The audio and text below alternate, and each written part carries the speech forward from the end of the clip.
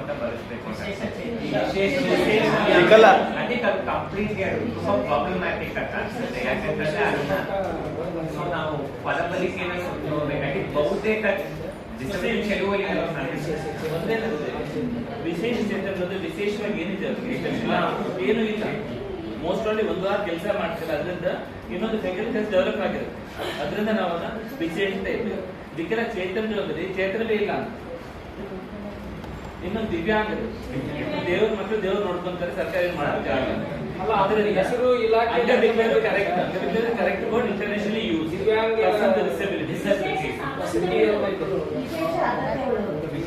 ಅಂದ್ರೆ ಈಗ ಎಪಿಡಿ ಅಂತ ವರ್ಕ್ ಮಾಡ್ತಾ ಇದೆಯಲ್ಲ, ದೊಡ್ಡ ಆರ್ಗನೈಸೇಷನ್ ಬಹಳ ವರ್ಷದಿಂದ ಇದೆ.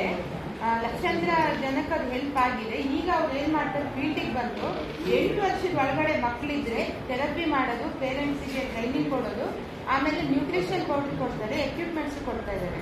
ಮತ್ತೆ ಸಮಾ ಫೌಂಡೇಶನ್ ಅಲ್ಲಿ ಶ್ರೀರಾಮ್ಪುರದಲ್ಲಿ ಒಂದು ಸ್ಕೂಲ್ ತಗೊಂಡು ಒಂದು 10-15 ಮಕ್ಕಳಿದ್ದಾರೆ. ಆ ಸುತ್ತಮುತ್ತ ಇರೋ ಮಕ್ಕಳಿಗೆ ನಮಗೆ ಇದು ಥೆರಪಿ ಮಾಡುವಂಥದ್ದೆಲ್ಲ ಮಾಡ್ತಾ ಇದ್ದಾರೆ. ಮತ್ತೆ ದೊಡ್ಡ 18-20 ಇಯರ್ಸ್ ಬಾಯ್ಸ್ ಗರ್ಲ್ಸ್ ಎಲ್ಲ ಇದ್ದಾರೆ. ಅವ್ರಿಗೆ ಹೇಳ್ತಾರೆ ನಾವೇನು ಮಾಡೋಕ್ಕಾಗಲ್ಲ ಈಗ ಅಂತ. ಆ ರೀತಿ ಇದೆ. ಆ ಎಪಿಡಿ ಕೂಡ ಗೌರ್ಮೆಂಟ್ ಅಲ್ಲಿ ಎಷ್ಟು ಇದಾಗಿದೆ ನಿಮ್ಗೆ ಗೊತ್ತಿಲ್ಲ, ತುಂಬಾ ವರ್ಷದಿಂದ ಇದೆ. ಅದು ನಾವು ತಿಳ್ಕೊಳ್ಬೋದು ಅನ್ಸುತ್ತೆ. ಅಲ್ಲಿ ತುಂಬಾ ಮಕ್ಕಳಿಗೆ ಒಂದು ಸಪೋರ್ಟ್ ಆಗ್ತಾ ಇದೆ. ಅದು ಒಂದು NGO ಅಲ್ಲಿ ಎಪಿಡಿ ಕೂಡ, ಅದು ಕೂಡ ನಾವು ಸ್ಟಡಿ ಮಾಡ್ತೀವಿ.